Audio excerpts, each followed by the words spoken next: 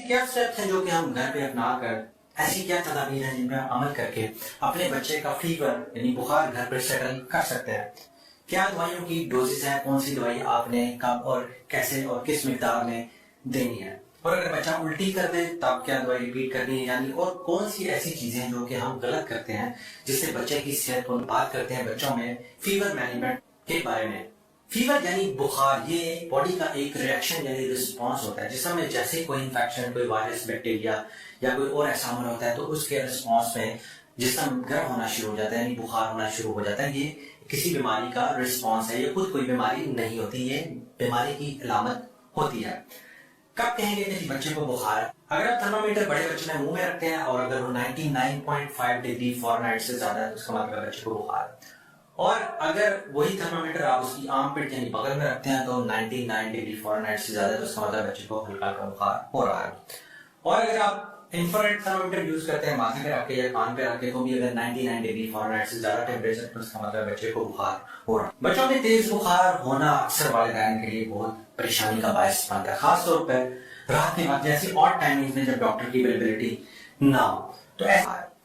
अब आते हैं उन तमाम तरीकों की तरफ जो कि आप घर पे अपनाकर अपने बच्चे का फीवर सेटल कर सकते हैं, बच्चे को कंफर्टेबल बना सकते हैं। सबसे पहले तो बच्चे को रेस्ट दें, बच्चे की फीडिंग, उसका खाना पीना बंद मत करें, जितना वो आराम से ले ले उसको जरूर दें। अगर छोटा बच्चा है तो उसको माँ का दूध या टॉप फीडिंग जारी रखें, और अगर बड़ा बच्चा है वो दूध के साथ खाता पीता भी है तो उसकी ग़िज़ा जारी रखें। हाँ, बच्चे को फोर्सफुली यानी जबरदस्ती कुछ मत खिलाएं। जब भी बुखार होगा बच्चे की भूख कम होगी तो वक्ती तौर पे ये ऐसा अमल हो सकता है, इस दौरान जो बच्चा आराम से खा ले पी ले उसको आप दें। और कोशिश करें बच्चों में कभी भी डिस्प्रिन यानी एस्पिरिन की गोली मत दीजिए, बुखार के लिए बहुत खतरनाक हो सकती है, इसलिए एस्पिरिन का इस्तेमाल मत करें। बच्चों में आप इस्तेमाल कर सकते हैं पैरासिटामोल यानी पैनाडोल या आइबुप्रोफेन यानी ब्रूफेन का सिरप। और सिरप पीने के बाद आधे घंटे के अंदर वॉमिट कर रहे तो आपने उस सिरप को स्टोर को रिपीट करना होता है, इसका मतलब वो बाहर निकल गई है, उसका फायदा नहीं होगा।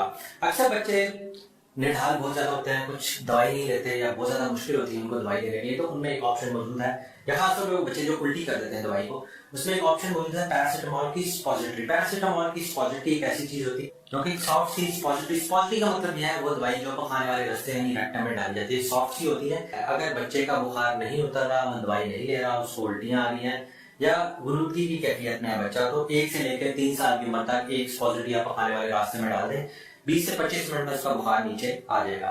और अगर बच्चा 4 से लेकर 6 साल की उम्र तक है तो आपने पैरासिटामोल की 2 स्पॉजिटरी उसके खाने वाले रास्ते में डाल देंगे, इससे बुखार उसका फौरन नीचे आ जाएगा।